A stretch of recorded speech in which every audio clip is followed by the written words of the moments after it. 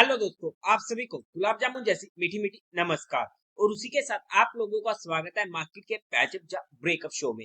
आज की वीडियो काफी ज्यादा इंपॉर्टेंट होने वाली है, क्योंकि एक तो हम डिस्कस करेंगे कल की मार्केट को कैसी रह सकती है, कल की मार्केट की नीयत, या फिर जहां पर और ज्यादा नीयत में खोट लग रहा है कि कहीं और ज्यादा फॉल तो हमें देखने को नहीं मिलेगा।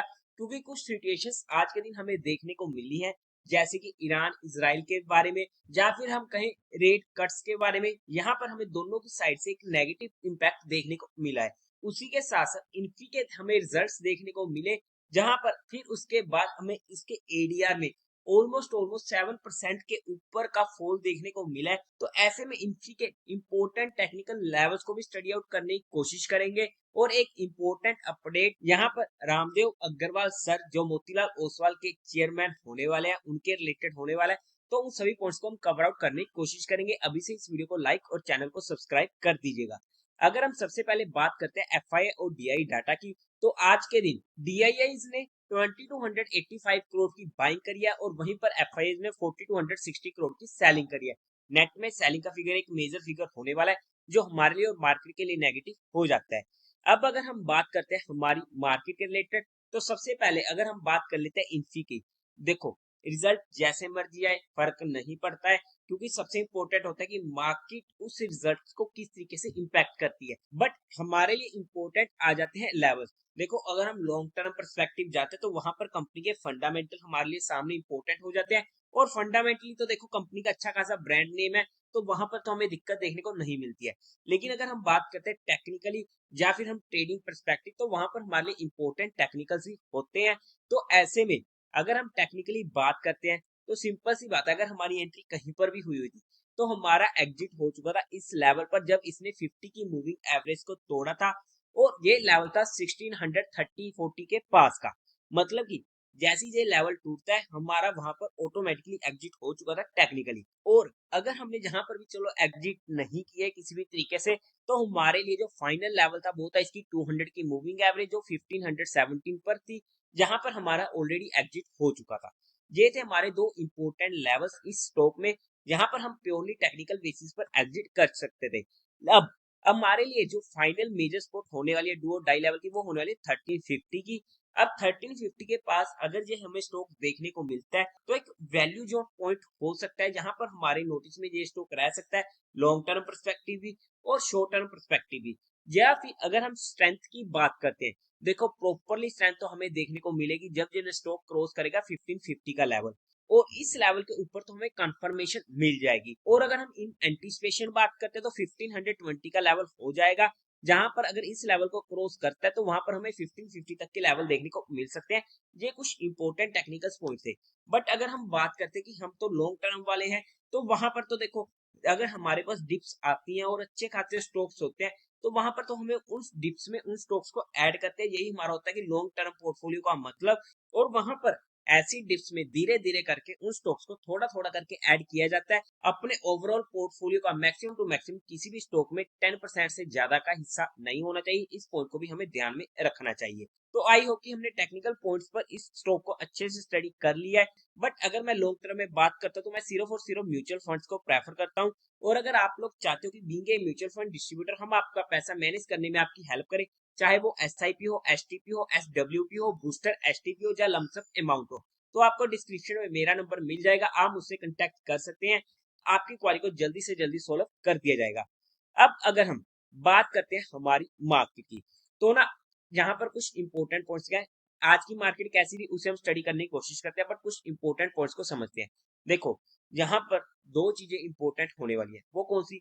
ईरान इजराइल का सिनेरियो। तो देखो, वहां पर कमेंट्री आएगी, आने वाले टाइम में भी आती रहेगी, जब तक कोई भी सिनेरियो सेट नहीं हो जाते किसी भी साइड का। जहां पर सेटलमेंट अगर जितनी देर तक नहीं होगी, तब तक वहां पर हमें ऐसी कमेंटिंग देखने को मिलेगी बड़े बड़े लोगों की तरफ से, और उसका इम्पैक्ट हमें थोड़ा टाइम तो देखने को मिलेगा, लेकिन ज्यादा टाइम तक देखने को नहीं मिलेगा, अगर वहां पर कोई बड़ा एक्शन नहीं होता है। बड़ा एक्शन कहने का मतलब, बाय चांस की मान लो कि कमेंटिंग चलती रहती है, इनकी कमेंट्री चलती रहती है 1 साल 2 साल, लेकिन इसका इम्पैक्ट आने वाले एटलीस्ट टू एटलीस्ट मैक्सिमम 1 हफ्ते बाद 2 हफ्ते बाद तो खत्म हो ही जाएगा, मैक्सिमम टू मैक्सिमम बोल रहा हूँ। बट उसके बाद भी अगर कमेंट्री आती रही दोनों की तरफ से एक दूसरे के खिलाफ, तो इतना मेजर इम्पैक्ट नहीं पड़ेगा। तो इम्पैक्ट पड़ेगा जब वो वॉर शुरू होगी, तब उस सिनेरियो में हमें एक मेजर इंपैक्ट देखने को मिल सकता है। सेकंड था हमारे पास की जो इंटरेस्ट रेट्स है, जिस यहाँ पर हमने पहले भी डिस्कशन की थी वीकली रिव्यू वीडियो में कि इन्फ्लेशन काफी ज्यादा हमें देखने को मिली है, जिसकी वजह से जो रेट कट्स होने थे उसकी एक्सपेक्टेशन कम हो चुकी है। और आज यूएस की तरफ से भी हमें वहां पर कमेंट्री देखने को मिल चुकी है, जहां पर उन्होंने भी कह दिया है कि आने वाले टाइम में इस साल में जो रेट कट्स होने थे उसकी प्रोबेबिलिटी काफी ज्यादा कम हो चुकी है। तो ये एक हमारे लिए मेजर इशू हो सकता है। तो ये दोनों पॉइंट हमारे लिए इंपॉर्टेंट थे, जिसकी वजह से हमें मार्केट में भी दिक्कत देखने को मिल रही है। बट अगर हमारी जो कल की वीडियो में बात हुई थी, तो नॉर्मली हमने डिस्कशन किया था हमारे जो इंपॉर्टेंट लेवल थे 22,250 के लेवल के ऊपर जैसी मार्केट सस्टेन करेगी। और यहाँ पर मैंने 5 मिनट का कैंडल का चार्ट लाया कुछ समझाने के लिए। जो जैसी ये मार्केट खुलती है, जहां पर 15 मिनट की हमने डिस्कशन करी थी, सस्टेन नहीं होती है और इस लेवल को तोड़ता है, और वहां पर अगर हमने पुट में एंट्री बनाई है तो हमें इमीडिएट एक अच्छी मूव मिल चुकी थी। ध्यान से समझिएगा, आज का दिन सीरियसली खून पीने वाला दिन था। मतलब कि दोनों साइड की मूवमेंट देखने को मिली है, और ऐसे में अगर हम किसी भी साइड की ट्रेड लेते हैं तो वहां पर हमें दिक्कतें हो जाती हैं। और वहां पर मोस्टली जो ट्रेडर्स होते हैं वो लॉस ही करते हैं, क्योंकि एक सिंगल साइड की डायरेक्शन देखने को नहीं मिलती है। तो ये हमारे पास फर्स्ट ट्रेड थी। और उसके बाद सेकंड टाइम इसको क्रॉस करा, और यहाँ पर जब ये क्रॉस हुए 22,300 के लेवल के ऊपर भी मार्केट पहुंची, तो वहां पर अच्छे खासे कॉल सेलर ट्रैप हो चुके थे। और वहां पर मार्केट अच्छा खासा जहां पर टाइम व्यतीत कर रही थी, और अच्छी उम्मीद थी कि हमें एक अच्छा जहां पर मूव देखने को मिल जाएगा ऊपर की साइड। बट बाय चांस क्या होता है कि वहां पर आ जाती है ईरान इसराइल की न्यूज, जिसकी वजह से यहाँ पर हमें एकदम से फॉल देखने को मिलता है। और अगर हमारी यहाँ पर एंट्री हुई थी तो हमारा 30 पॉइंट का स्टॉप लॉस हिट हो चुका था। इसलिए कहता हूँ कि 30 पॉइंट से ज्यादा का स्टॉप लॉस हमारा नहीं होना चाहिए, वरना हमें काफी मेजर दिक्कतें देखने को मिल चुकी थी। मतलब कि जो हमारी सेकंड ट्रेड थी वहां पर हमारा एसएल हिट हो चुका था हमारी स्ट्रेटेजी के अकॉर्डिंग। अगर आप लोगों ने उस स्ट्रेटेजी को नहीं दिखा, मैं आई बटन में वीडियो का लिंक टैग कर दूंगा, उसे आप स्टडी कर लीजिएगा। ऑप्शन बाइंग सिंपल स्ट्रेटेजी आपको क्लियर हो जाएगी। उसके बाद हमारी डिस्कशन हुई थी कि 22,080 हमारे लिए इंपॉर्टेंट लेवल है, और जहां से हमें उम्मीद रहेगी बाउंस बैक आने की।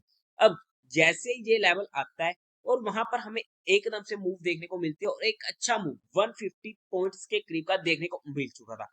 देखो, एकदम से फॉल आया, एकदम से मूव आया, और यहाँ पर एंट्री बनाने में डिफिकल्ट सिचुएशन होती है। पर्सनली अगर मैं अपनी बात करूं, देखो मैं ऑप्शन बाइंग में काम नहीं कर रहा हूँ, और 2024 का जो मेरा सिनेरियो था कि मैंने 2024 से स्पेशली ऑप्शन बाइंग को छोड़ दिया है। इनफैक्ट मैं बात करूं, मोस्टली अब मैं म्यूचुअल फंड में शिफ्ट हो चुका हूं। बट क्योंकि हर किसी को चाहिए कि लेवल्स हमारे सामने आए और वो यही चीजें करना चाहते हैं, तो इसलिए हम इन पॉइंट्स की डिस्कशन करते हैं। बट मैं पर्सनली अब टेंशन फ्री हो चुका हूँ, और यहाँ पर इन चीजों को करने में ना सबसे बड़ी दिक्कत आ जाती है कि ये तो एक होने वाला बीमारियों का घर। बाय द वे, ये थी हमारे पास थर्ड पोजीशन, जो हमें प्रॉपर्ली एंट्री मिली। फोर्थ टाइम फिर से आई, जहां से फिर से हमें 70-80 पॉइंट की मूव मिल चुकी थी। अब 2 बार ऑलरेडी सपोर्ट ले चुकी थी, और इस लेवल को तोड़ा। हमने कहा था कि अगर ये लेवल कटा तो एक अच्छा पटाखा देखने को मिल सकता है। बाय चांस अगर हमने यहाँ पर फिर से सपोर्ट पर एंट्री बनाई तो हमारा 30 पॉइंट का स्टॉप लॉस हिट हुआ, रिस्पेक्ट करो लिया, बात खलास हुई।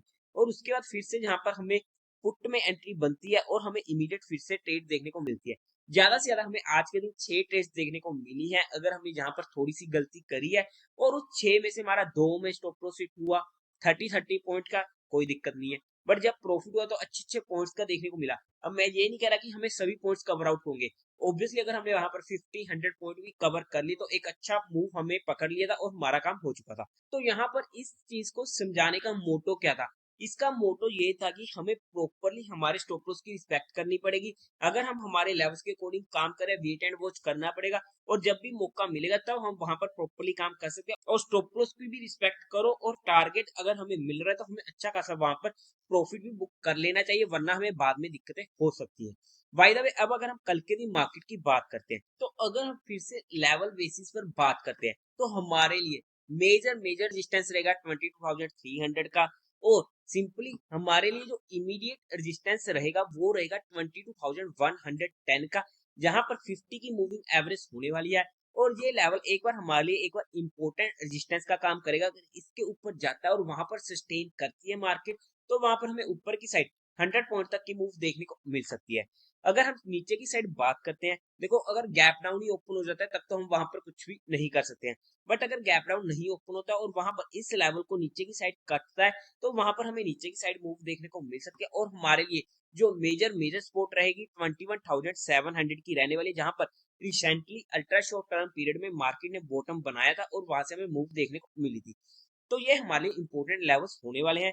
बट फिर से अगर कहीं पर भी हमारी एंट्री होती है तो हमारा स्टॉप लॉस 30 पॉइंट से ज्यादा का नहीं होना चाहिए किसी भी सिनेरियो में। और अगर कोई इंपॉर्टेंट लेवल लाइक ये हमारी सपोर्ट थी, अगर इसके नीचे जाता है और 1 घंटा सस्टेन करता है तो ये सपोर्ट भी रेजिस्टेंस बन जाएगी। सिमिलरली जो ये हमारा रेजिस्टेंस का इसके ऊपर जाता है और 1 घंटा सस्टेन करता है तो ये हमारे लिए रेजिस्टेंस सपोर्ट का काम करेगा। ये हमारे लिए इंपॉर्टेंट पॉइंट्स होने वाले हैं। उसी के साथ साथ हमने यहाँ पर जितने पॉइंट डिस्कस किए वो सिर्फ एजुकेशन, लर्निंग और केस स्टडी पर्सपेक्टिव के हैं। किसी भी तरीके की जहाँ पर हमने कोई भी इन्वेस्टमेंट टिप या एडवाइस नहीं दी है। फिर भी अगर आप लोगों को कोई भी काम करना तो एक बार अपने फाइनेंशियल एडवाइजर से कंसल्ट करके कीजिएगा। उसी के साथ साथ जो एक इम्पोर्टेंट अपडेट था, इस बार के डिजिटल सैटरडे स्कूल में जो हमारा एक मोटो होता है फाइनेंशियल लिटरेसी के ऊपर, वहां पर फिर से एक डिजिटल सैटरडे सेशन होने वाला है। जहां पर इस बार का जो हमारा टॉपिक रहेगा वो रहेगा इंडिया रिटेल इक्विटी रेगुलेशन, जिसे लीड करेंगे रामदेव अग्रवाल सर, जो चेयरमैन होने वाले मोतीलाल ओसवाल के, जिसकी टाइमिंग रहेगी 20th of April 6 PM to 7 PM। But don't worry, कोई भी किसी भी तरीके की जहां पर फीस नहीं होने वाली है, बिल्कुल फ्री ऑफ कॉस्ट सेशन होने वाला है, क्योंकि हमारा मोटो है फाइनेंशियल लिटरेसी के ऊपर। और ऐसे में इस मोटो के ऊपर कोई भी फीस चार्ज नहीं की जाती है। आपको सिंपली रजिस्टर करना होगा। रजिस्ट्रेशन लिंक आपको डिस्क्रिप्शन और पिन कमेंट में मिल जाएगा। सिंपली आपको अपना नेम और मोबाइल नंबर भर के रजिस्टर कर देना है। और उसी के साथ साथ देवी और सज्जनों, उम्मीद है आप लोगों को ये वीडियो अच्छी लगी होगी, तो इस वीडियो को लाइक कीजिएगा, शेयर कीजिएगा और साथ ही साथ चैनल को सब्सक्राइब करें। हर हर महादेव।